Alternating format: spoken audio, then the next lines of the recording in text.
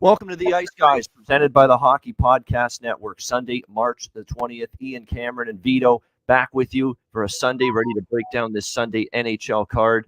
We've got a nice Sunday card, 6 games. And like I said, the last couple of weeks that we've been doing the Sunday show, there's going to be at least 6 games on a Sunday in the NHL for the rest of the regular season. So that's great news for NHL hockey fans, hockey bettors. More opportunities, that's for sure. So we'll get to those games in just a second. Before we do that, we've got to look back on yesterday because it was a huge card and it was a huge day of profits for everyone, including Vito and myself on the Ice Guys show. Just a phenomenal day. And you always hope when it's a big card that things are going to go well. You're going to have a big winning day, and it doesn't always work out that way. We all know that. But yesterday it did. You know, it started early in the day where we had the Devils and the Oilers, both teams to score in the first period, plus 150. That cashed quickly. Devils and Oilers over the total. It looked like that game was stalled a little bit in the second period in terms of the scoring, but then it just, all of a sudden the floodgates opened late in the second period and into the third period. We cashed a few goal scorer props. Jesper Bratt, Evander Kane got on the scoreboard a couple of times for the Oilers, so that game treated us well. Vito had his best bet on Pittsburgh on the puck line against Arizona. They got the job done there. At night, wow, the night session was just outstanding. We had Montreal team total over, best bet for me, cashes in their 5-1 win against Ottawa. That was a great result. The New York Rangers plus 180 underdogs, and I almost used them for best bet on the show yesterday. I decided to go with the Montreal team total instead, but a great win for the Rangers, 2-1, 16 seconds to go, and a one-timer and a laser beam from Mika Zibanejad on the power play, giving the Rangers a 2-1 win there. We'd like Calgary. We like the over against Vancouver, and they absolutely crushed the Vancouver Canucks by a score of 5-2 in that game. They were up 4-0 at one point, so it was just an unbelievable day. Really, all things considered, it's good to have days like that. But now we've got to move on and see if we can provide an encore for Sunday, Vito. But certainly a great Saturday. A lot of the props too, I should mention, goal scorer props were pretty good. David Perron, in the St. Louis. That's another one. St. Louis, Columbus. I had the over, and I said Columbus is a live underdog here. They react very well, Columbus, when they have a bad game. In their last game, and they had that against Washington. They lost 7-2. The track record indicated that Columbus plays well after a really bad game. They did against St. Louis, and they got a 5-4 win. I was nervous, Vito. Your countryman, Elvis Merzlikins, leaves the game with a back injury. He had to leave that game for Columbus. He got hurt, and I'm like, oh my gosh, I've got to rely on Jonas Korpisalo now to bring this Columbus game home. And sure enough, it was a nervous ending, but Columbus hung on and got the 5-4 win, which was good to see. But keep an eye on this Merzlikins injury. We'll see if it's significant for the Blue Jackets moving forward. So, Vito, how was your Saturday? Yeah, Saturday was great. I mean, on my pregame bets, I went two of them I won and one pushed. So I won on Pittsburgh puck line, and I won obviously on Flames over 3 goals. I mean, that was never a doubt. You just saw how Flames dominated. You can expect that team. That was a clear overlook spot with Sabres. I mean, clear overlook. And and the third bet was Montreal and all over 6, which pushed for me. And I made 2 bets live. One of them I lost, which I made. I bet live Minnesota and obviously Chicago over 6. I lost that, but I won on Edmonton and Devils. It was like 1-1 in the second period, and that's when I made my bet over 6 goals. Because those teams, I watched a little bit the game, they were going back and forth with just scoring chances. But overall, I think it was a pretty great day. Someone mentioned if I had Leafs. No, I didn't have Leafs. I would only look in that actually spot in Nashville because Nashville played great. And also the new goalie, Shalgren, it's still a new goalie. You can, I mean, he had 2 great games that you can never trust, that he cannot play, I think, consistently if he hasn't been in the league. But and then rest of the games, I mean, Columbus, nice win for them, 5-4. Unfortunate for Merzlikins. We will see the news, see what's going on with him. I mean, Seattle, want a comeback against the Red Wings from not 0-2, comes back and wins 4-2 Kraken. Yeah, something interesting. Otherwise, yeah, I think Ian went through everything. Yeah, I think I like today's games. I like Flames very much. I like when I can see the board well, so that means good. I don't bet all the games, but pretty much all my leans I think were good here. Yes, no doubt. You had a lot of good leans that ended up coming through in the end. That's the good thing about you and I being on the show together, Vito, is we're a little different in terms of our philosophy. You're a little low volume. You're a little bit more selective, and I'm the complete opposite. Yeah. 10 bets for me on an NHL card is very normal for me, and that's just the way it is. And that's the great thing about betting in any sport is everybody's got a different way of approaching it. Some people are low volume bettors. Some people are high volume bettors. Some people use math and advanced stats and are number crunchers. Some people like situational handicapping and trends and use those things for to try to profit. So there's always different methods and different ways to try to make money in this endeavor. Most important thing is to see the board well, that it's going good. Yeah, no question. I do want to mention before we get to Sunday's card, we did have some big news in the NHL yesterday, some big trade deadline on Monday, and we've already got some big trades going down. The big one being Claude Giroux. We knew it was going to be when, not if he got traded.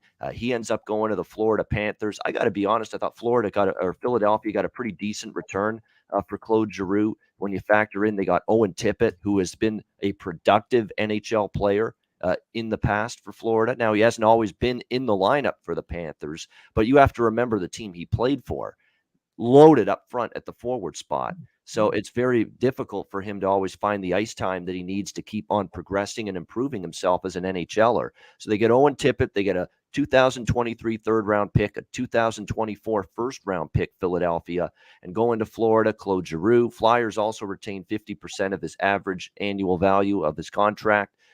And also going to Florida, fifth-round pick in 2024, and a couple of prospects, Connor Bunnaman and Herman Rubstov, going to Florida. So that was the deal there. Obviously, Claude Giroux just makes an already loaded forward group for the Florida Panthers that much more dangerous. He not only scores goals, can win faceoffs. He plays in all situations. He's got a little bit of a, physical element. He doesn't mind, mixing it up and, throwing the body around, going to the tough areas of the ice to score. Great leadership, of course, in the dressing room, considering, you're basically trading for and receiving a guy that's been a captain for many years here with the Flyers. So obviously, Vito, Florida Panthers are going for a Stanley Cup. And when you go for a Stanley Cup, you make moves like this, and they're certainly bringing in a player in Claude Giroux. All the boxes, offense, defense, faceoffs, power play, penalty kill, 5-on-5, leadership. He ticks all of those boxes. So how can you not be happy and excited if you're a Florida Panthers fan? I see him on the left wing now with Barkov and Verhaeghe on the lineup at the moment. Yep. So that's interesting. You see, I thought maybe they will play him center, but they will play him looks like the wing, yeah? Well, we'll try at least with Barkov together. That's what I see in one of the websites. Yeah, I think when it comes to Giroux, he is he can play both. He can play both. He's not going to come in there and demand he's going to play one position. I think he's going to be able to do that for this Florida Panthers team, and we'll see if it's a success. That's the question. There's a couple other deals that went down yesterday. The other one that I wanted to mention specifically was... Let me add about Giroux, maybe. Yeah, go ahead. I think what's very great and why they played them? They needed the right-handed guy who can shoot a one-timer. So that's why he's there. He will be on the right side. He definitely will play on the wing. But he will be on the power play on the one-timer, yeah. Absolutely, yeah. There's no doubt about that. He's going to be used in a lot. He's going to get a lot of minutes, which we expect. There's no question. But definitely, I'm looking forward to seeing how it goes for him in Florida. He's going to get his chance now, compete for a Stanley Cup. It's the reason this trade happened. I got to give Giroux credit, Vito, because it took a while. Like, it's not like Claude Giroux said, I want out of Philadelphia. He didn't say that. He didn't at all bring this up to Philadelphia. In fact, if it was his choice, he might have said, I want to stay here in Philly, because finishing his career and playing his whole career for the Philadelphia Flyers actually meant something to him. It actually was something that he was willing to do and excited to say, I'm a Philadelphia Flyer for life, my whole career there. But eventually the Flyers just kept on trying to say, you know what, we love that about you, but we got to look toward the future. We know we can get a lot back for Claude Giroux. We want to help you win it. You're not going to win a Stanley Cup here, in the next few years. If you want to win a Stanley Cup, this has to be done. We have to trade you. And eventually Claude Giroux relented as we got closer to the trade deadline, and he finally decided, yep, you know what? It's time to move on. But that's, I think, so nice, when actually they finish on this such a good note, I think that's also gives him a better power in a new team, when you finish like really good notes, so that's good for Giroux definitely here. Yep. And how about the other big trade? I mean, there's a couple other minor trades that went down, but the big one yesterday was Giroux, and the other one that was pretty significant was Hampus Lindholm, just because of the quality player that the Boston Bruins are getting, a desperately needed defenseman. Because I'll be honest, I look at that blue line for the Boston Bruins right now, Vito. I see a terrific defenseman in Charlie McAvoy. I see some decent defensemen in Carlo and Grzelcyk. And then after that, I don't like that blue line at all. Oh my God, Carlo is there. I don't like. Well, maybe I'm being kind when I see he was very good last year. You're right. Yeah. This year he's not been necessarily as good. All right, so you got McAvoy. Sometimes Grzelcyk is good. Sometimes Carlo is good. But you're lacking on the blue line, and you desperately needed to go out and get a defenseman if you're going to be a playoff team. Not only a playoff team, but make noise in the playoffs, win a couple of rounds. And Hampus Lindholm for Anaheim's going to fill that void in a big way. Hampus Lindholm, yeah, that's a nice addition definitely to Bruins. That's what they were lacking. Also about the DeBrusk, looks like he stays or not. We don't know. How do you think, Ian, about DeBrusk? I think he's going to get traded. But our guy, Jimmy Murphy, who of course is on this show, right? Jimmy's coming back, by the way. Jimmy's still on the ice, guys. He's just busy. He's got articles. He's covering the trade deadline. So he's going to be back on this show at a more regular basis after the trade deadline. So if not tomorrow, definitely by Tuesday. But Jimmy Murphy, who covers the Bruins, will definitely be back on the show in the next couple of days. And he's just made a great point, Vito, that they're running out of prospects. You want to trade DeBrusk. What can you give other teams right now? You don't have the assets right now. You're losing that. You don't have assets like you did, previously. You've given up a lot, in some of these deals you've already made. So, how many prospects, how many draft picks have you got left in the cupboard to entice a team to, with, and that's going to be the question moving forward for Boston, in terms of them receiving somebody. Of course, when it comes to DeBrusk, where are the takers for him and what are they going to get back in return there? I think if I'm Boston, I'm holding out in a possible DeBrusk trade for even more defensive help, because the blue line is clearly, and a depth forward would be nice, because sometimes we do worry about the third and the fourth line not generating enough offensively for Boston. So I'd look for a third line forward. I'd look for another defenseman in a potential Jake DeBrusk trade.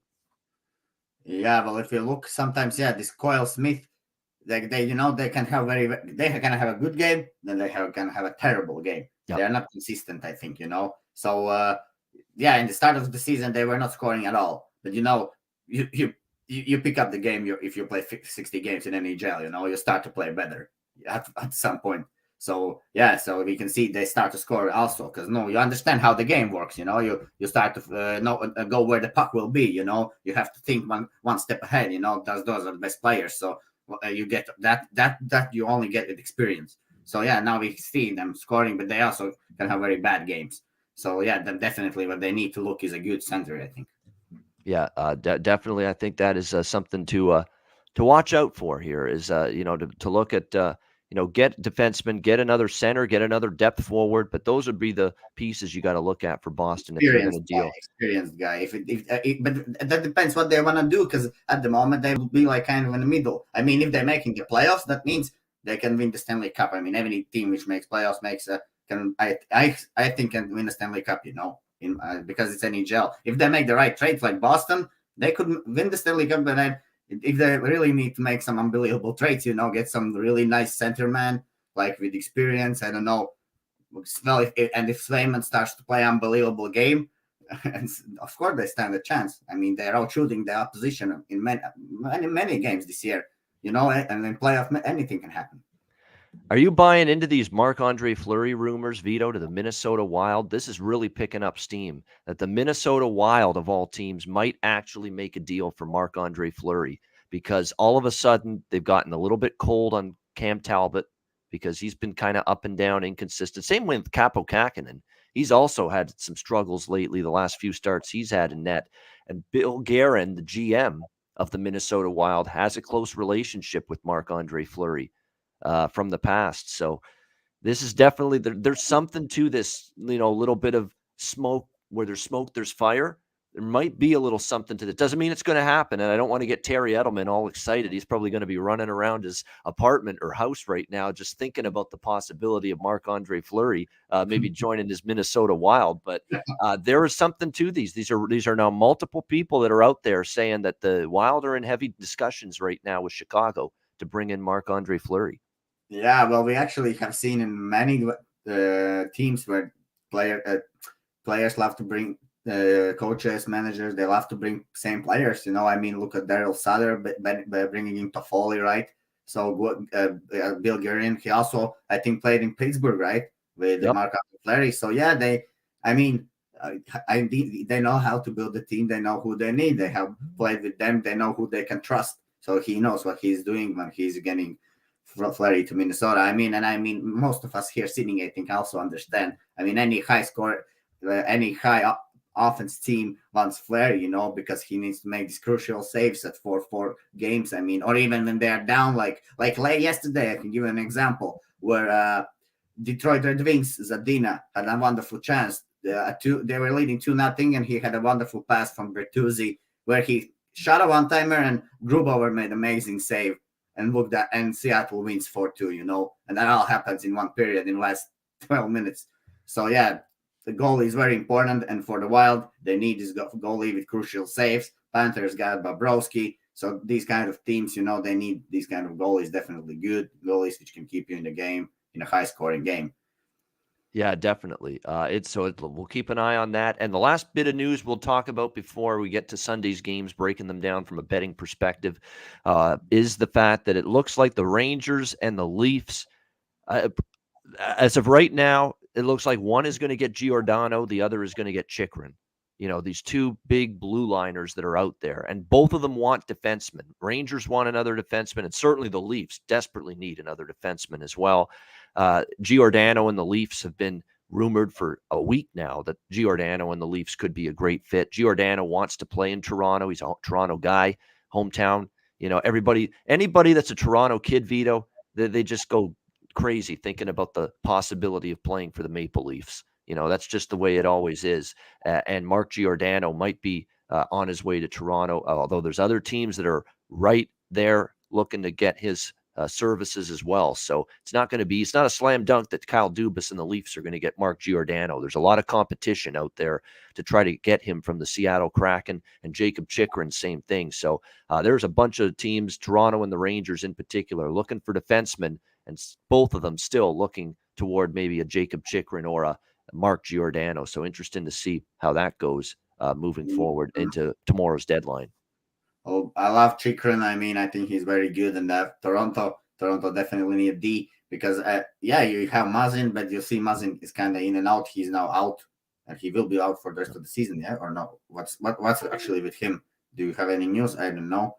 So defense is bad. There's no defense for Leafs there. They will not win in playoffs. When I had said about Boston a few seconds ago, now I can say about Leafs. If they don't get a D-man, they're done. Goaltending, you also cannot trust till the very end, So there are many holes in the end of the day. They have this talent in front, but this talent will not win NHL playoffs. So it's hard. And Chychrun, Chychrun for Rangers, yeah. Yeah. For the Rangers, they just, you see how the mentality, how teams do. You see some teams maybe want to put like the holes, but to close the holes where they are like lacking some power. But Rangers, they looks like they doing some different mentality. They have very great defense with Shesterkin, and maybe they want to even make it more better, and they're gonna push on that defense in the playoffs. So look, that's the plan for them. and they will not maybe get these depth forwards. I mean, they are not good. No, they're decent. They are hard workers, and that's what this team is made of. They have a trust in Shesterkin in the back. They know he will make the saves. They will make even defense even more better, and that they stand a chance maybe to win. Yeah, no question about that. We see the difference, and we'll get into the difference with Shesterkin to Alexander Georgiev, because we're going to see it today for the New York Rangers when they play Carolina on this card. All right, so again, tomorrow we're going to be on the air at 2 p.m. Eastern with our regular scheduled time for the Monday show, and that'll be just before the trade deadline. So obviously, if there are any trades that take place during the show tomorrow, we will keep you up to date on what they are. All right, let's go to Sunday's card. We've got 6 games to preview and analyze from a betting perspective. So we'll start with the New York Islanders and Philadelphia Flyers. The Islanders minus 155, minus 160, minus 165 at DraftKings. The total 5.5 here across the board in this one. We've got certainly the Islanders playing better. Let's give them credit. Nice win over Dallas yesterday by a score of 4-2 to make the Islanders 5-1 in their last 6 games. The only loss, a shootout loss to the Capitals during that run, beating Columbus, Winnipeg, Anaheim, Rangers, and the Stars. So it's been a nice run for the Islanders. A little bit too little, too late. I mean, they're not going to make the playoffs. They're just too far behind. But the Islanders are playing well and playing with spirit, playing with pride, which you expect. With Barry Trotz being your coach, Vito, you're not going to mail it in and you're not going to half-ass it, the rest of the season with him, as your coach. You're going to bring a professional effort every night still. And the Islanders are doing that, and they're scoring goals. Other than the game against the Rangers where Shesterkin kind of held them down, look at what they've done. 6-5, 4-4-4. That's the goals they've scored. 5 of the last 6 games. Those 5 victories, they scored 6 goals, 5 goals, 4 goals, 3 goals. Actually, they scored 2 against the Rangers. That's the one game they were held down. And then they scored 4 yesterday against Dallas. So they have been definitely a team that's been able to find the back of the net. I like a split bet here in this game, Vito. I'm not going to lay minus 155. This is the same thing I said about Montreal yesterday. Why lay a $1.55 with the Islanders in this game when you can go New York Islanders team total over 3.5 at around plus 150? That's the actual price with over 3.5 goals, Vito, for the Islanders here. Plus 150. That is a great price. Terrific price here. And I think they can get 4 goals in this matchup here against the Philadelphia Flyers. Now, it's going to be Carter Hart in net for the Flyers. He's certainly better than Martin Jones. They certainly have a chance to be better at keeping the puck out of their own net with Carter Hart. But they've still got a horrible defense in front of Carter Hart. And the last time Carter Hart was in net, Philadelphia gave up 4 goals to Nashville. That was the final game for Claude Giroux. And they ended up winning that game 5-4, the Flyers. But, boy, their defensive game was just all over the place. It wasn't very good. And I bet against them Friday night against Ottawa. It was a predictable, tough spot, back-to-back after the emotion of the Claude Giroux game the night before against Nashville, and they fell flat. They lost to Ottawa 3-1 on Friday night. So, I think Philly will be better. This is a national TV game, by the way. This is on TNT, this game, an early afternoon start. So keep an eye on that. I'm really looking more toward – I'm looking at maybe an Islander team total over 3.5 in this game. Possibly definitely the full game over. I think 5.5 could get there because really the Islanders do continue to cash over the total right now, Vito. The only under was the Ranger game, and that was with Shesterkin and net. So you can't be shocked that game stayed under the total. And the only other under for the Islanders, their last 10 games, was St. Louis back on March 5th. The game ended 2-1. Other than that, they've gone 8-2 to the over in their last 10 games. So I would look at an Islander team total over 3.5 at a great plus price, 150. And I would look at an over 5.5 here, minus 115 in this game if I were to bet it. The Flyers, the last time they were at home, they upset Nashville. I don't want to sell the Flyers short. They do play hard most nights still. No question about that. And initially I was kind of looking Flyers, but I like the way the Islanders are playing and the way they're scoring. And any team that's scoring goals in bunches right now and they're in good form offensively, oftentimes they're going to keep it going against a really porous defensive team like the Flyers. What do you think here, Vito, with the Islanders and Flyers? Yeah, I definitely this time, I agree with you here because Islanders, they will play for the pride. I mean, they're still a great team we were waiting all year when they will start to go on some runs and get some wins together. And I guess it's happening a little bit too late. But I can see them passing Columbus Blue Jackets, maybe. I think they maybe want to do at least that. So, in my book, I think I gotta make the same bet which I made yesterday with Calgary Flames. I have over 3 goals, but I definitely also would recommend maybe over 3.5. But yeah, over 3 I can get at -105. That looks good. But yeah, from the Flyers, if you see, yeah, Giroux is now away. We have to see how it's gonna go. I mean, I think Islanders definitely. If we just see where the money at, there's like 95% of money right now on Islanders, and actually the line has gone from -135 all the way to -160. So could be a little bit too late, to play money line. So I think if you like the Islanders in this spot, only way how to do with this is to play over 3.5 goals. Because Philly might go. It depends, actually. If Philly scores 0, Islanders might up with just 3-0, but they might get even 4. But I think if we have to get from Philly like 1 goal, so then Islanders will score like 4, because that's my look on the game. So I will take Islanders over 3 goals here. And guys, actually I will run just after 5 minutes somewhere. I will run out for like a minute. I got a pizza delivery. There you go, pizza. There you go. Hopefully I know there's good pizza places. Canada, there's tons in the States. New York, Chicago. There's great pizza places. Hopefully there's some good pizza places in Riga too. I'm sure there are. Yeah. So always nothing wrong with having a pizza pie every now and then. It's always you enjoy it so much, it's like an obsession. You go back to pizza every now. I have pizza usually 3 or 4 times a month, so I know what it's like. I used to have, actually, but now I also haven't had for a long time. I only eat like home kitchen food. We have that here in Europe also. So good one. Good stuff. Pizza's on the way for Vita. Remember, it's dinner time right now in his place right now. It's 7 p.m. or so down in Riga. So. Yeah, I like Islander team total and over 5.5. It's probably the way I would go. Now, I don't feel strongly about either, but I think they can get there. And it'd be shocking for me to bet an Islander team total at one point this year. But you got to go with this right now. Other than the 2-1 victory against the Rangers, they've scored 4 goals in every other game. Yeah, they put 4 goals on the board against Colorado. And Anders Lee, Brock Nelson are the 2, and Josh Bailey stepped up. But it's really been Anders Lee and Brock Nelson. These are the 2 guys that are really contributing every game lately for the Islanders. Palmieri, to a lesser extent as well, has been pretty solid for the Islanders. So I would agree with that. I think there's some props to look at here for the Islanders.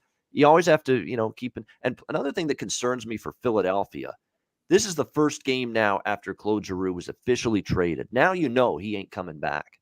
What's the reaction going to be? And they looked a little disjointed. They looked a little total off kilter playing that game without him on Friday night against Ottawa. It didn't look sharp. It didn't look crisp. You lose a huge leadership void now is gone with him off to Florida. So, how do the Flyers play and how do they respond today? I mean, this is the first game now with a guy that's been the heart and soul of the team for many, many years. He's now gone. It'll be interesting to see what the response is from Philadelphia today. I totally agree with you. That's why I also want to see what I predict. I think as everyone thinks, I think it will be hard. But there's always a chance that someone else gets that playing time and steps up. There's open the space.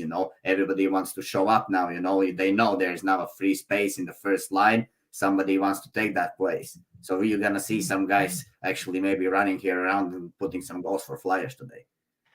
Now, I don't know if they'll have props for him, but there's one Philadelphia Flyer that I might consider a goal scorer prop, and it's just an angle that I use a lot. It's the guy that just got traded to the team, makes his debut, and it would be Owen Tippett, who, of course, comes to Philadelphia in that Florida trade, and he is expected to play. They've got him on the third line with Morgan Frost and Oscar Lindblom today, so I don't know if the books will have his props this quickly, though. That's the only problem. Usually when it's this quickly, they don't often have props for that player. Yeah. You may not see it. So, yeah. I'm looking right now. Let me see here.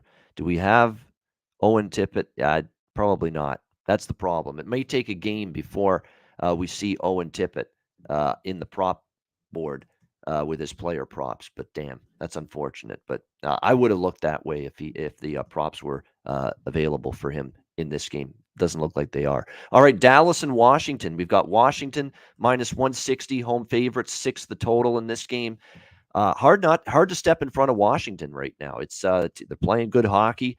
I went against them with the Carolina Hurricanes on Friday night, and I took Carolina in regulation. They were off the loss to Toronto on a back-to-back. Washington, obviously, they crushed Columbus 7-2. I thought, maybe they'd be a little bit, or just like Carolina, the thought of betting a very good team at home off a loss.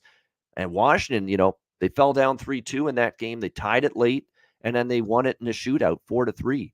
So give the Capitals credit. Outstanding job by them to get the 4-3 victory in that game. I've been riding Washington over the total, and they have now gone over the total as well in 7 straight games. I did have the over in that Washington-Carolina game on Friday night. I took the over as a best bet on the Ice Guys show in the Columbus-Washington game the night before, the game that went over 6.5. It ended up 7-2. I've been riding this over train with Washington, and I'm just waiting for goalie confirmations. That's about it here. That's the only thing I'm waiting on for this game. I would expect Vitek Vanacek to start for Washington in this game. Of course, there's no back-to-back for them. TJ Oshie is still out. Obviously, that hurts offensively a little bit, but he didn't play against Carolina Friday night, and team still scored 4 goals. So it was good to see that. It was really good to see that from the Washington Capitals, because oftentimes I've accused this team this year of, being far too reliant on TJ Oshie's production offensively. A lot of the earlier this season, every time TJ Oshie was out, they struggled to score and they lost a lot of games whenever he didn't play.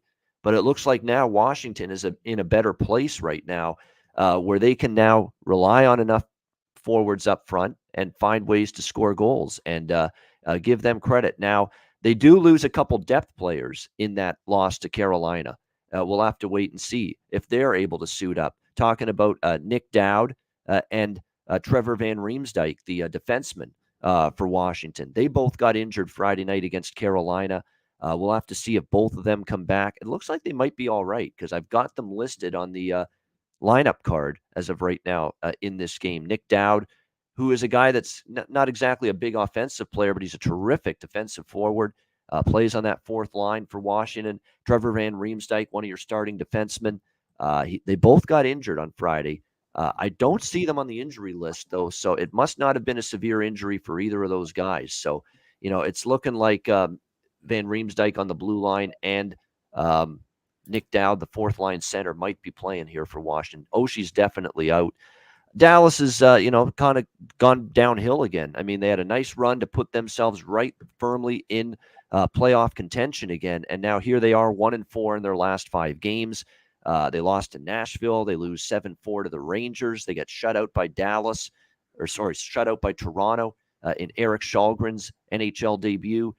They just barely squeaked past Montreal in overtime for their only win in the last 5 games, and then they lose to the Islanders yesterday, 4-2. And it's a back-to-back, obviously, on the road here for the Dallas Stars today. And they're only 4-5 on the second of back-to-back games this season. So it's not exactly great record, 4-5 on a back-to-back. I lean Washington in regulation. Don't know if I'll bet it, but I certainly lean in that direction. They've won 4 in a row. They're 7-1 in their last 8 games. They played very good hockey overall.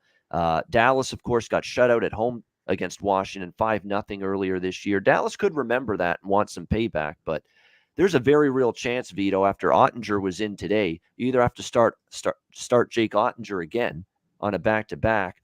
Braden Holtby's out, so you probably won't see him. You either have to start Jake Ottinger on a back-to-back, or you're going to see 22-year-old Adam Scheel in net. He was just recalled from the AHL for the Dallas Stars, and I'm going to see if I can find some AHL numbers on Adam Scheel in the minors, but that's what you could be looking at here potentially as your starting goalie. It's either Ottinger on a back-to-back or it's Adam Scheel in net here for the Dallas Stars tonight. I'm looking at his numbers. He played 22 games with the Texas Stars, .901 save percentage, 2.91 goals against average. That's not great. For minor league numbers, 2.91 goals against and .901 save percentage is not phenomenal by any stretch of the imagination. So, Scheel, We'll see how he does it. I mean, this would have been a Holtby start, if he's healthy, and that would have been interesting because he would have been facing his old team, the Washington Capitals, but it's going to be probably Adam Scheel. Roto has it expected but not confirmed, so keep an eye on this. With these Sunday games, there's a lot of intrigue sometimes and mystery in terms of who the goalies are going to be, but I'm leaning Washington in regulation. I absolutely will be for sure betting the over in this game, over 6. I mean, I've just been riding the Capital overs. I've been betting them. That I've been on them a bunch of overs in a row with this team. Vancouver game, Edmonton game, the Washington game, or the Columbus game earlier this week, which was my best bet. And of course, Friday night against Carolina, I took Washington over the total. They've cashed overs in 7 straight. Dallas has actually gone over the total in 2 straight games. So over 6 for me, and a lean to Washington in regulation. I still might add that to my card closer to puck drop. What do you think here, Vito? Dallas, Washington?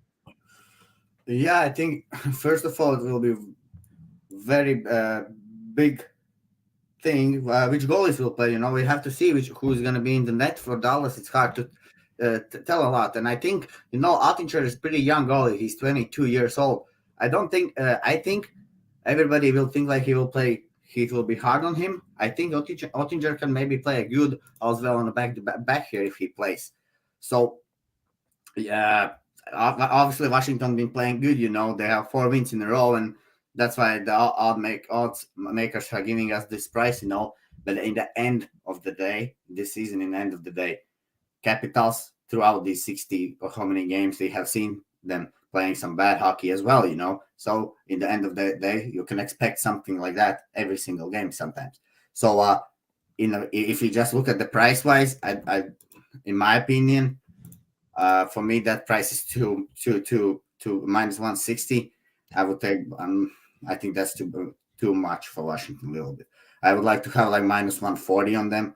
Then I would maybe play them. So that's not the number I would like to take with Capitals, because in the end of the day, Stars is also like I'm just checking expected goals. They are putting some expected goals. Yeah, they are losing all the games. Obviously, Caps are at home and they're favorites here. I think over could be the best decision here, because Ottinger will be on a back-to-back. But as I say, Ottinger is one of those goalies like I think Bobrovsky or like Marc-Andre-Fleury, which can keep you in high-scoring games. So if it's gonna be 3-3, Ottinger will be also very good, important for the Dallas. So I think on the back-to-back we're gonna see here goals from both teams. I think over 6 is the right look, because last time the Dallas actually got shut out 5-0. So I think they're gonna put up some goals here, and still know that Capitals defense is sometimes can let in goals like this season. I mean, Vanacek being better now, but also he's not like a league goalie. Like Shalgren. Everybody said like Shalgren has 2 nice games, and now he lets in 6 yesterday. So there's always a chance. Dallas also stands a chance, I think, in this game a little bit, but over is the right play, in my opinion. Yeah, for me, it's just, Washington's gone over the total 7 straight. How many of those have I been betting? How many of those have I been taking and winning with? A lot of them.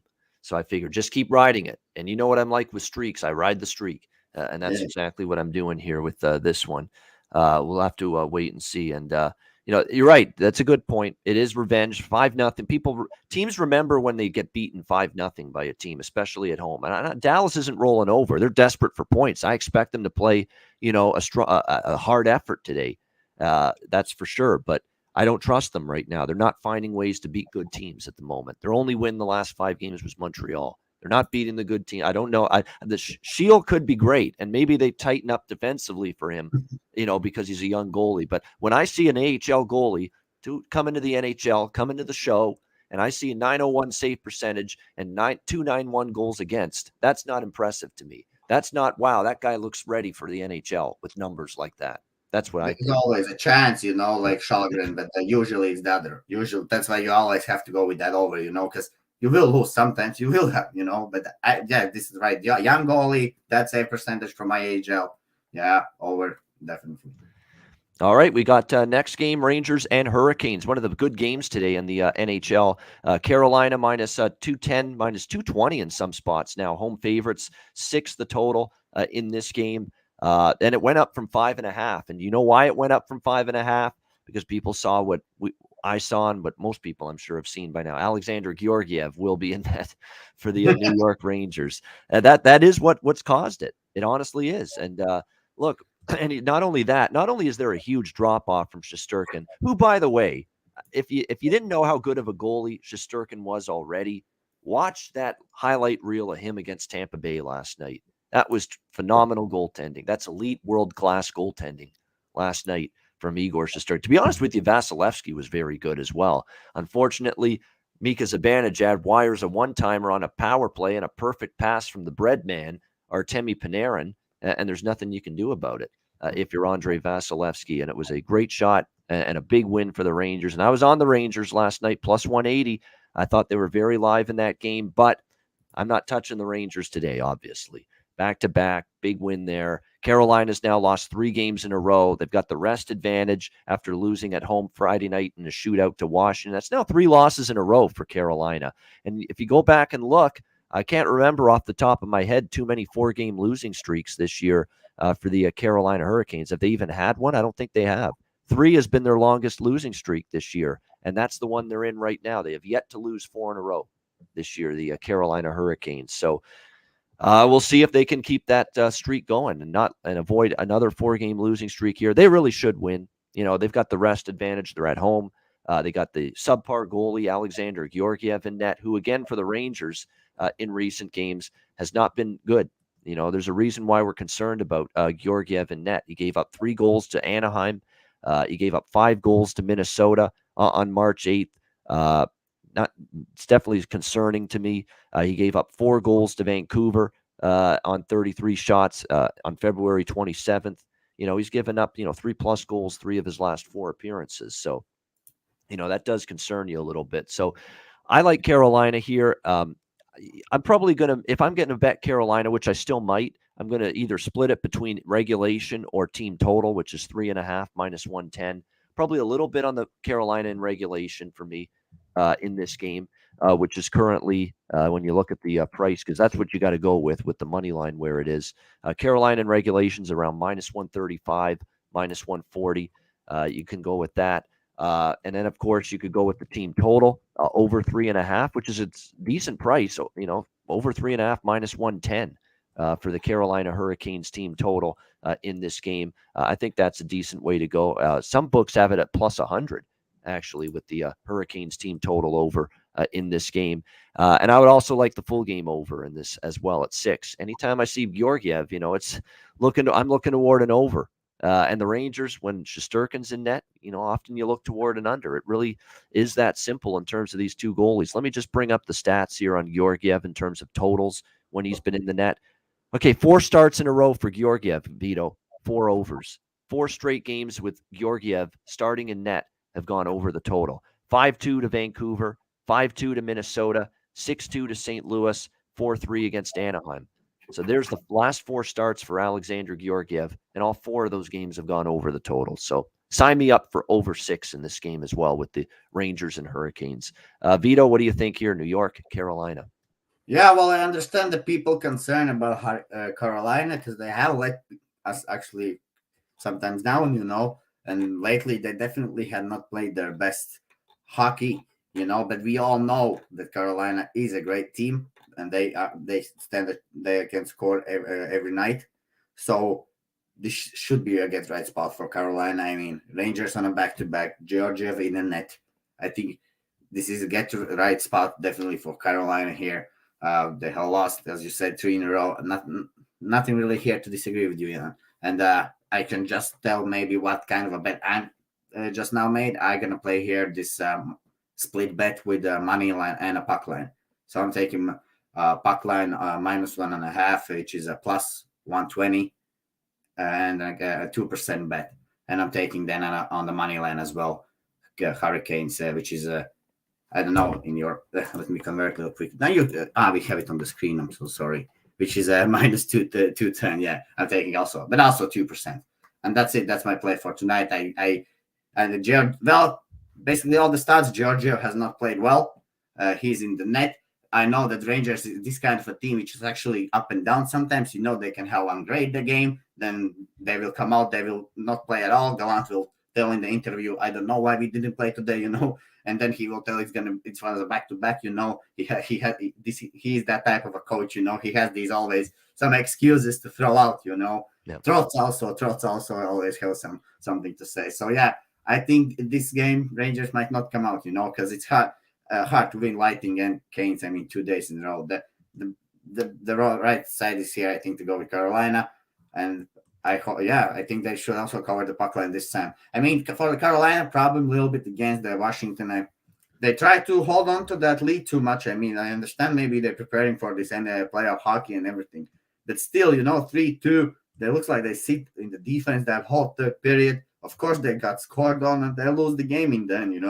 I think somehow they just don't try to hold the puck over the boards, but they don't make any shots, on the net at all. And then they somehow pass it in the middle. There is maybe some interception or a bad bounce, and they have a counterattack with capital scoring. So, yeah, I think that they have to go a little bit more aggressive when they have that lead. So hopefully we see that today here. Good stuff there. So Carolina money line, puck line split there for Vito with this Hurricanes here, with the Hurricanes tonight against the New York Rangers. They do have a couple key injuries. Tony DeAngelo's out again, and they just got him back, and he's out again, and he's been very good on the blue line. And they're also without Jordan Martinook up front and Nino Niederreiter up front for Carolina. I'm not quite as concerned, though, with the team like Carolina when they have a couple of injuries, though, because they do have quality depth. They have quality depth. They've had it all year. On the blue line, they've got good depth. On the up front, at the forward group, they have good depth. I think they can survive and still find ways to win games with a couple injuries, like Martinook, like Niederreiter being out, like DeAngelo being out on the blue line. They can survive that. You've still got Steven Lawrence, Derek Stepan, Seth Jarvis, Jesper Foss, Jordan Stahl, Marty Necas, Jesperi Kotkaniemi, Andrei Svechnikov, Teuvo Teravainen, Vincent Trocheck, Sebastian Aho. That's still a pretty good forward group, even without Martinook and without Niederreiter. So we'll see if Carolina can overcome this. They desperately need a win. They have not lost 4 games in a row. If they lose today, this would be their first 4-game losing streak of the season. So we'll see if Carolina can avoid that here tonight. All right. We can trust these teams, I think that's the right bet to make here, because we know this is a great team, and they are kind of due to win. So totally agree with you, Ian. And a spot advantage. Rested since Friday night, no travel, and Rangers coming in off the high of beating the defending Stanley Cup champion Lightning last night, and now back-to-back on the road. And they go from playing an 8 p.m. Eastern game in Tampa Bay last night to 6 p.m. Eastern time. It's even less than 24 hours from when this game starts. And also now towards the ending of the season, I know Tampa lost yesterday, but I think home teams also start to play a little bit better. Like now we can see, I think away teams will also maybe lose more. Maybe I think home teams will pick up wins at home more. But and someone in the chat, Jeffrey, earlier in the show asked about, do I still believe we're going to see more unders after the trade deadline? I'm sticking by it. I think we will start to see a few more unders after tomorrow, after the trade deadline. We'll see if I'm right. We'll see if we start to see maybe a few more unders and things start to get a little tighter checking across the NHL. We'll see about that. Arizona, San Jose. We've got San Jose minus 200, home favorites, 6 the total in this game. Look, it's for me. I'm looking at Arizona or nothing here. There's no way I'm laying minus 200 with San Jose. That is not a price I'm taking San Jose ever am I laying minus 200 with this team. They could win, and I'm still, I could think they're a great bet today. San Jose, they have a great chance to win. I would still not consider them a great bet at minus 200 against anybody. They've lost 3 in a row. Quality teams: Florida, LA, Colorado. It's a pretty tough schedule that they lost those games too. But still, this is an insane price to be, with the San Jose Sharks, considering the fact that, I do believe they're going to have James Reimer available to them here, which is good. Obviously he's been injured for a little bit. Aiden Hill's still out. So it's probably going to be Reimer in net for San Jose. It will be Karel Vejmelka for Arizona. Now I get it.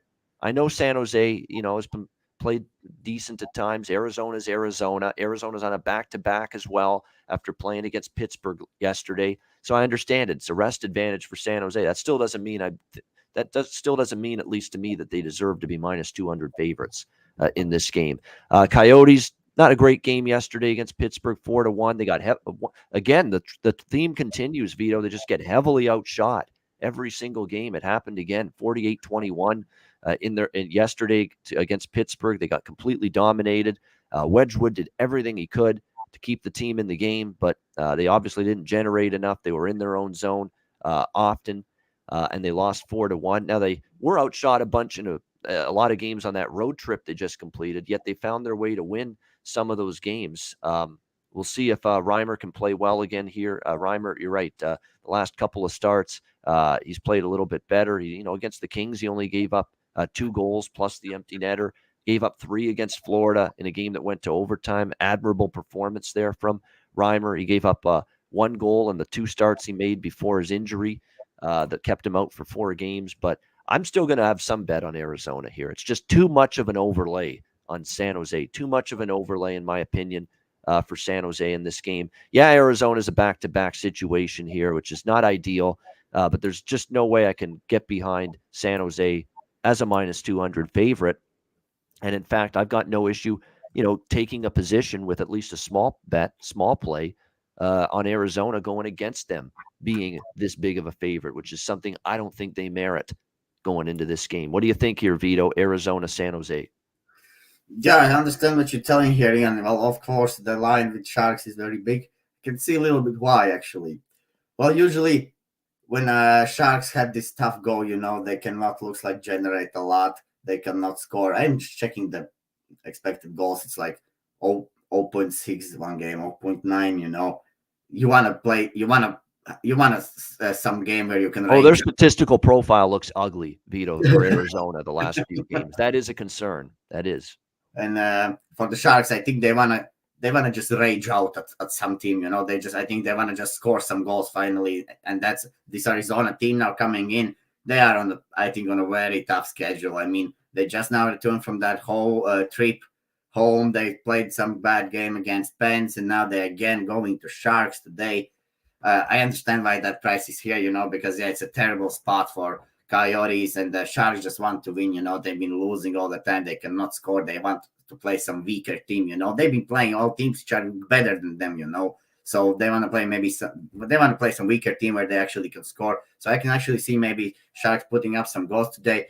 I don't like usually I bet these games, but now I'm kind of looking at the Sharks, but I want to look maybe at the team total. What the odds? And that's over 3.5. Well, I can see actually Sharks maybe getting here 4 goals in this game against Coyotes. Over 3.5 for the Sharks. Give me in this game.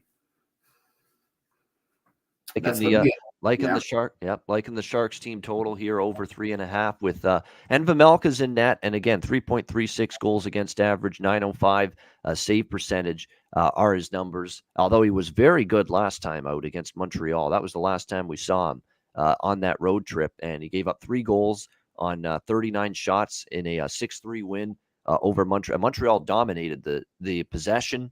They were in the offensive zone. They outshot Arizona heavily in that game, and Vejmelka was up to the challenge. He played very well. He played well against Boston. They lost 3-2, but he made 40 saves, 37 saves on 40 shots. Only gave up 3, and then of course in the 9-2 win over Detroit, he was in net that night. So he's actually played a little better lately, Vejmelka, for the Coyotes. We'll see if that carries over tonight. Yeah, we needed to mention the last game actually between these two teams. 8-7. It's a shootout. It was right after the Christmas break, yeah.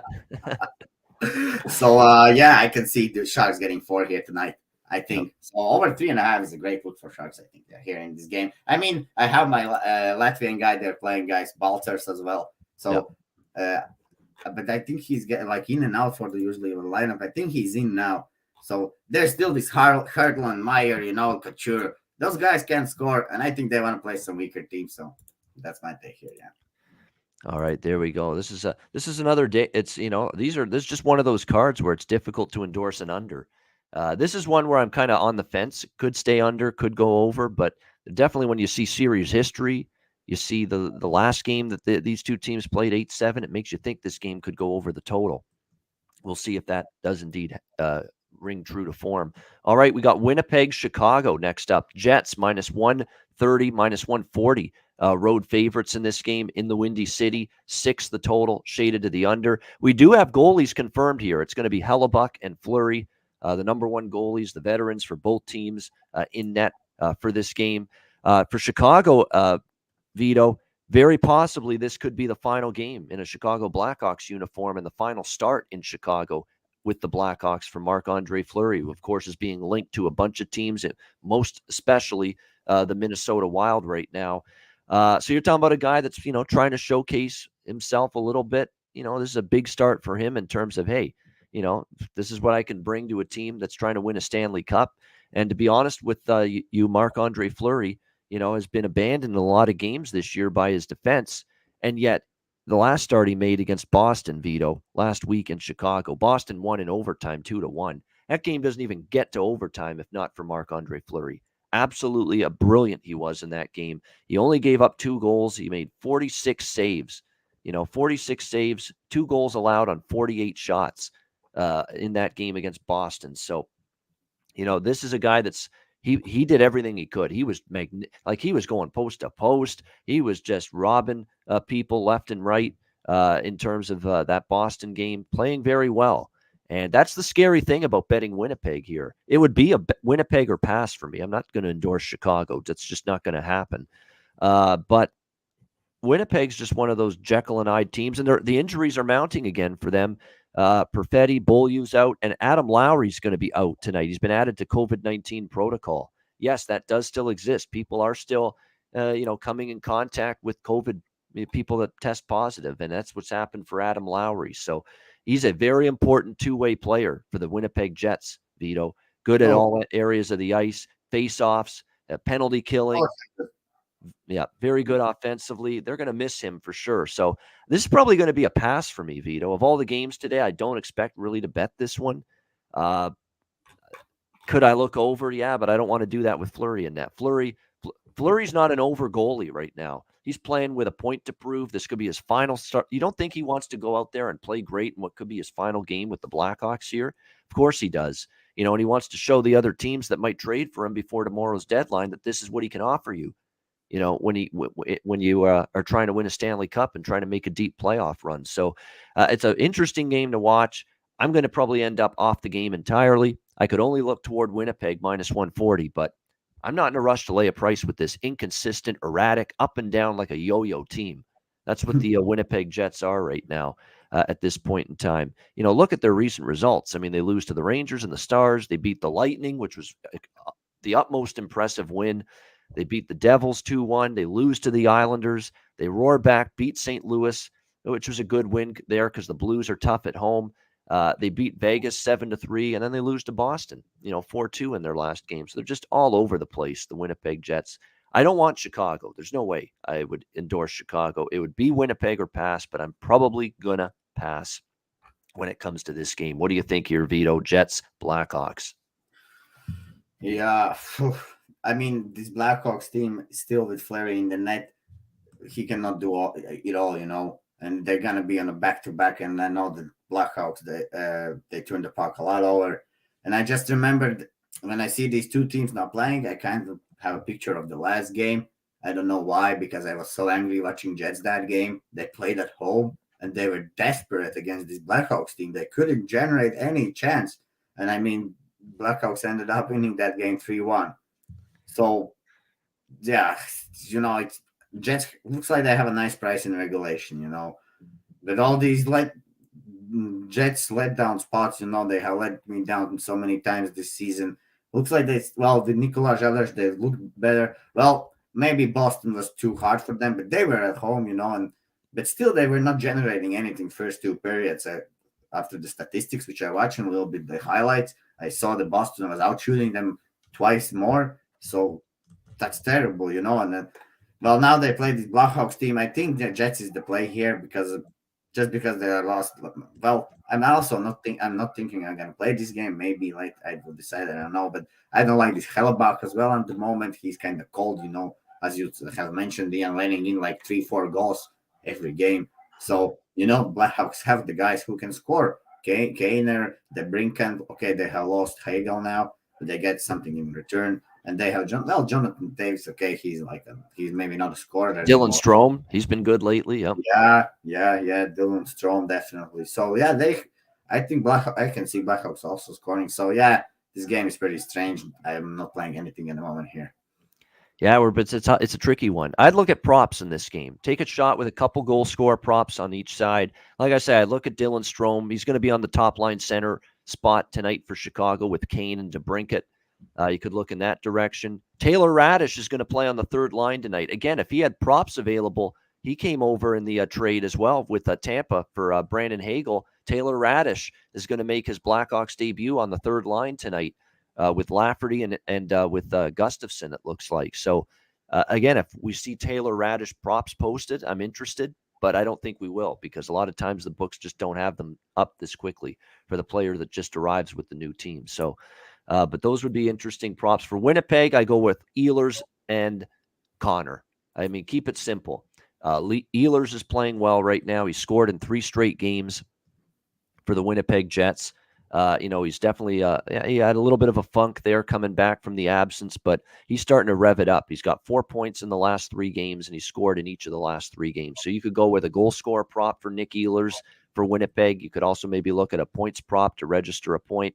He's plus 175 to score a goal. Nikolai Ehlers, I think that's worth a look. Connor's been good from a point standpoint and goal scoring prop standpoint as well for the Jets. So those are some props to consider. I think Strome for Chicago. Maybe Radish for Chicago if you can find his props out there before the game starts. And then for Winnipeg, Ehlers and Connor for either to score a goal or for props as well. Cheshire Cat says Scheifele, and I respect Cheshire Cat when it comes to props. He had a couple good ones yesterday. And Scheifele, let me see, maybe Scheifele's done damage against Chicago. I will look at that right now because a lot of times when you see a player have a lot of success against one team in particular, that also leads to maybe something you should consider in terms of props. But Mark Scheifele, the last 5 games, he scored against St. Louis and Vegas. He scored 5 goals in the last 10 games. Against Chicago, he scored the last time they played Chicago. So, yeah, Scheifele's not bad. There are reasons. There is a case to be made for Scheifele here, and his prop is around plus 140 here to score tonight for the Jets. But again, you don't want to go crazy with the props. What could be, another great performance from Fleury. So you don't want to go with too many Winnipeg Jet players tonight. But definitely, I think those would be the ones for me: Ehlers, Connor, Scheifele for props involving the Winnipeg Jets tonight. All right, final game, Vito, of this Sunday card: Buffalo Sabres, Vancouver Canucks. We've got the Vancouver Canucks. What a debacle that was for Vancouver last night. I can't believe how bad they were early in that game. Now, look, Calgary can make teams look bad.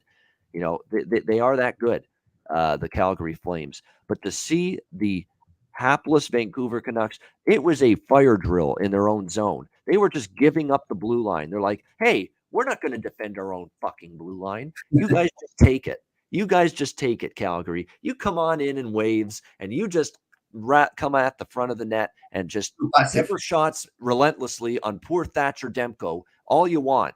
That was the way they came out for that game last night. It was an embarrassing, and you just lost in your own building and got shut out by the Detroit fucking Red Wings in your last game. And that's the way you came out last night against Calgary. That's a pathetic start to that game for Vancouver. Pathetic. If you watched that game, you couldn't believe how bad they were. You couldn't believe how atrocious they were. In their own zone. It was a disgrace. Simple as that, Vito. It was terrible. Bad as it gets. They give too much respect for Flames. That's what happens when you give too much respect to great teams. Yeah. Too much respect. It's not a matter of, too much respect. And maybe you got to take some pride in do you want to make the playoffs, guys? Like, you got work to do. You're 5-6 points out of the postseason right now. You got to have a better showing in a spot like that. You just got beaten at home by Detroit and shut out in your own building, and you come out and play just horrendous team defense like that. Totally hung Thatcher Demko out to dry. And I don't even know why I'm so angry, Vito, because I had Calgary in the over in that game. So, yeah, I don't even know why I'm so angry. I'm just trying to put myself in the shoes of a Canuck fan. That's what I'd be feeling, because I actually did text someone last night who's a Canuck fan, and they were disgusted, as they should be. That was awful last night. in that game from the Vancouver Canucks. And now you expect me, after losing 1-0 at home to Detroit, after just absolutely being horrendous last night against Calgary, now you're on a back-to-back, although you're at home, so there's no travel, but you're still on a back-to-back, and you're going to expect me to lay minus 220 with you tonight? That's not a chance in hell that's happening. Not a chance is that happening here for Vancouver, that I'm laying a price with them. Minus 220 against Buffalo, the total 6. Sabres, I tell you what, they're feisty. There's games every now and then where their goaltending just stands on its head. Craig Anderson's done that a few times. Not so much Dustin Tokarski, but even he did that on Friday night against Calgary, for the Buffalo Sabres. He's making these outstanding saves, and he's making the kind of saves he made like 15 years ago when he played for Canada in the World Junior Hockey Championship. They still show that save he made against the U.S. in that classic World Junior game from like 15 years ago. But Dustin Tokarski was terrific against Calgary. He played a great game, led them to a 1-0 overtime win. Tage Thompson got the overtime goal, shutout win for the Sabres and for Tokarski. You got to believe, after he plays like that, Don Granato has to put him in net tonight, doesn't he? Tokarski, after playing the way he did against Calgary. We'll see if he comes right back to Tokarski tonight. It's going to probably be Demko tonight for the Canucks, because he got pulled last night. Halak came in, and it was not so much that Demko was bad. It was just they hung him out to dry. Basically the defense and the blue line for the Vancouver Canucks abandoned their goaltender last night. Totally abandoned him. That's what happened. And because Demko got pulled, I have a feeling Bruce Boudreau is probably going to go back to Demko tonight. Halak is projected, but it hasn't been confirmed yet. So keep an eye on this closer to puck drop. Crazy as it is to say it, Vito, I'd take Buffalo in a heartbeat before I lay it with Vancouver. It's Buffalo for me before I take Vancouver in this game at the moment. The one thing about the Sabres is, like I say, whereas Vancouver has had all kinds of defensive issues, they've been inconsistent, 1-4 their last 5 games. The only win was against New Jersey. Buffalo beating Calgary. They had a bad game against Edmonton. It happens. They beat Toronto, though. They beat Vegas. They beat Minnesota. They beat Toronto twice, I should say. Beat Minnesota, beat Vegas. Florida was a rough night for them, 6-1. But, in a lot of games, this has been a competitive hockey team. This is a team that's obviously down in the standings. This is a team that's rebuilding. This is a team that's obviously going to be well out of the playoffs this year. But it's not like this team is getting drilled and getting, their ass handed to them every single night. And they still have, a top line, Vito, that's been one of the better top lines in the NHL for much of the season, or especially of late, when you're talking about Skinner, Thompson, and Tuck. Those 3 guys for the Buffalo Sabres. We've even seen, Peyton Krebs get on the scoreboard in a few games lately for Buffalo. In fact, he might be someone I start to target for goal scoring props. This guy's got some talent. He's scored 3 goals now in 4 games for the Sabres, 3 points as well in the last 4 games. He's getting shots. He's getting chances. I know I've constantly brought up Tage Thompson, Alex Tuck, Jeff Skinner when it comes to player props for the Buffalo Sabres for the last couple weeks. But keep your eye on Peyton Krebs, who also came to Buffalo in that Jack Eichel trade from the Vegas Golden Knights. So he's starting to play a little bit better lately as well. So we'll see who the goalies are for both sides. Right now, they're projecting it to be Anderson for Buffalo. I don't think it's going to be Anderson, though. I think it's going to be Tokarski again. And they're projecting Halak for Vancouver, and I'm not even sure it's going to be Halak. I think it's going to be Demko because of the fact that Demko got pulled. He'll be a little bit more fresher for the back-to-back. So that's the way I see it here in this game. I lean Buffalo, and I would probably lean over this total as well, a little bit over 6 here with Vancouver. Now, Vancouver was on a crazy over streak, and they've kind of cooled off. They've gone under now 2 of the last 4 games. But I did cash an over with them last night, and they're still 8-2 to the over their last 10 games. And head-to-head series history between these 2 teams, Vito, it's been nothing but overs. 6-2 in the last 8 meetings to the over in Vancouver with the Sabres and the Canucks, and 5 straight head-to-head games with the Buffalo Sabres and Vancouver Canucks have gone over the total.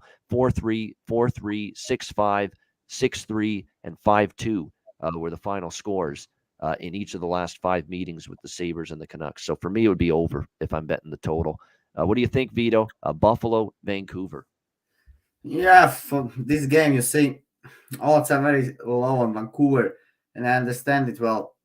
This is kind of this mentality in hockey, progression and regression. We can see that Sabres one win Toronto, big win in outdoor game. They regress against Flames, and then not against Flames. They won against the Flames. They regressed next game against Nashville or something. I don't remember. But I played against. I don't remember who I actually bet. Let me throw something at you, Vito, about this because I think I know what you're getting at.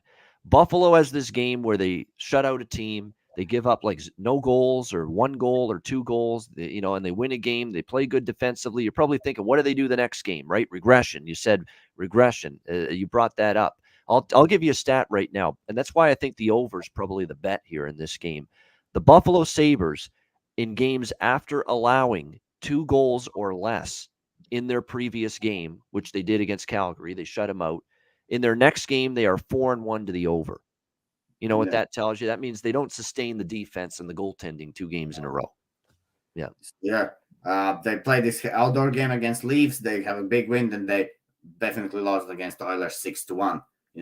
And now they progress against Calgary, and they perhaps looks like a regression against the Canucks. And if we just look from the Canucks side, I mean, that this is the team who's been regressing now, and this spot they are like due to progress, even, and if you look, they have lost Sabres as well 2-5 in the last meeting. But that does it mean I'm jumping on Canucks? I don't think so, because it's still like a lot projectable, and just Canucks is not that, in my opinion, Canucks is not that elite team, which I actually can trust in due to win situations, even against Sabres, maybe, I understand that this is like a regression and progression spot for each team, and Canucks are like need to progress here and win, but they are just somehow not finding the way to win the games. That's why they are out of the playoffs. That's what it looks like. That's why also they will not make the playoffs. I mean, and have to wait and see. Maybe if I see Demko, maybe Canucks could be the play. Not 100% sure. But yeah, not jumping definitely on a Canucks trade. But this price is just ridiculous, I think. It is. I mean, the Canucks have been good. You talk about Columbus. We talked about Columbus yesterday. Very good off a really bad loss. Vancouver's 4-0 after a loss of 3 goals or more. The last 4 games, they've been off a loss of 3 goals or more. Vancouver's 4-0. So, obviously Vancouver, we think they can win this game. We think they should win this game. But I'm still not laying minus 220 with them. No way, no how. They just lost to Detroit at home a couple games ago. You lose to Detroit at home, you can certainly lose to Buffalo at home. Yeah, I think like they are not this Toronto Leafs team, which gonna pepper the net and find the goal in the end. If they couldn't score against Red Wings, in their mind, maybe they are switched now to this autopilot where they need to like just somehow score, and they will not be able to score now for maybe some time, because actually, that game against the Red Wings, man, 0 goals against Red Wings team. That's something you have to take into consideration about this Canucks team. Yeah, no question. I don't shout out him in the chat enough, but Velu, I think our friend from Finland in the chat, he's been basically watching this show for a couple of years now, and he's been in the YouTube chat. He always brings up some good points and good comments. So shout out to Velu L in our chat here, who's always seems to be with us here for most shows, most of our Ice Guys shows. We appreciate everybody, obviously, in the chat, and thanks for joining us. We have a new name, I think, someone that because and I know you're a new name because just off the top of my head, I can tell I haven't seen your name in the chat before, and I think you mentioned this is the first time you've seen this show, but Ice X in the chat, I believe, for the first time. I think we've found ourselves a brand new Ice Guys family member. Ice Guys viewer and listener. So we love it. We keep on seeing more and more new faces, new names, new people in the chat, new viewers, new listeners, and we can't do this show without you guys tuning in. So we appreciate it. 227 live viewers right now. Hit the like button. We appreciate it very much. We got people watching in Australia. I've heard people say they're from Germany, Hungary. There's someone from Hungary that said on Twitter a while back that they watched the Ice Guys. So this is an international show. This is an international phenomenon right here, the Ice Guys. You're only 7 days a week NHL betting show on the internet. And we take pride, bringing you every single game on the board from a betting perspective each and every day. All right, we'll get to best bets and wrap up the show in just a second. Before we do that, we want to mention DraftKings Sportsbook. Great partners, great sportsbook for NHL betting, and with the Hockey Podcast Network and the Ice Guys. So make sure you take advantage of DraftKings Sportsbook. And a reminder, new customers can get involved and take advantage, especially of great opportunities with the NHL, official sports betting partner of the NHL. DraftKings, they're giving you your shot to win big too. New customers can bet just $1 on any NHL team and get $150 in free bets if they win. That's right. A bump in the win column for you and your team means free bets for you. If DraftKings Sportsbook isn't available in your state yet, you still have a shot to light the lamp and can play for huge cash prizes with DraftKings daily fantasy hockey contests. DraftKings is giving all new customers a free shot at millions of dollars in total prizes with their first deposit. Download the DraftKings Sportsbook app now. Use promo code THPN. Bet just $1 on any NHL team and get $150 in free bets if they win. That's promo code THPN at DraftKings Sportsbook, an official sports betting partner of the NHL. Must be 21 years of age or older. Must reside in a DraftKings Sportsbook state. New customers only. See DraftKings.com/sportsbook for details. Gambling problem, call 1-800-GAMBLER. Download the DraftKings app, sign up for an account, use the promo code THPN. All right, it is time for best bets to wrap up the show. Hopefully we have a 2-0 sweep just like we did yesterday with best bets. Vito, let's start with you. What do you like for your Sunday NHL best bet? Well, let's go with Carolina Hurricanes, guys. My bet was, as I told in the show, the money line and puck line split. But for the best bet, give me just the regulation, because I think it's a decent price as well in the regulation. So that's my best bet. There we go. Carolina in regulation, -140 against the New York Rangers. Best bet for Vito.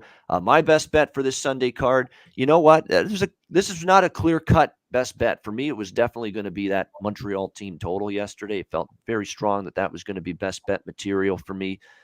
This one, I'm going back and forth. Rangers, Canes over 6 or Buffalo, Vancouver over 6. And I'm going to go Buffalo, Vancouver over 6. I mean, I'm seeing all these trends just pointing toward goals. And, Vancouver obviously losing 5-2. Buffalo, after a rare shutout win, they seem to give up goals in bunches when they come off a game where they give up 2 or less the previous game. They've gone over 4-1 the last 5 in that situation. The over is 4-0 in the Canucks on the second of a back-to-back. The Canucks 4-0 to the over in their last 4 games after scoring 2 goals or less in their previous game. That's something to keep in mind. Buffalo, Vancouver, by the way, is 8-2 to the over their last 10 games overall. Each of the last 5 head-to-head meetings with the Sabres and the Canucks have gone over the total as well. So that's what I'm going to land on for best bet here for this Sunday card. Let's go Buffalo, Vancouver, over 6, -110 for my best bet on this Sunday card. And that'll wrap up this edition of the Ice Guys. Thanks to everyone in the chat for joining us. 224 live viewers. Hit the like button on your way out. We're looking forward to tomorrow, Monday's show, because the trade deadline is here.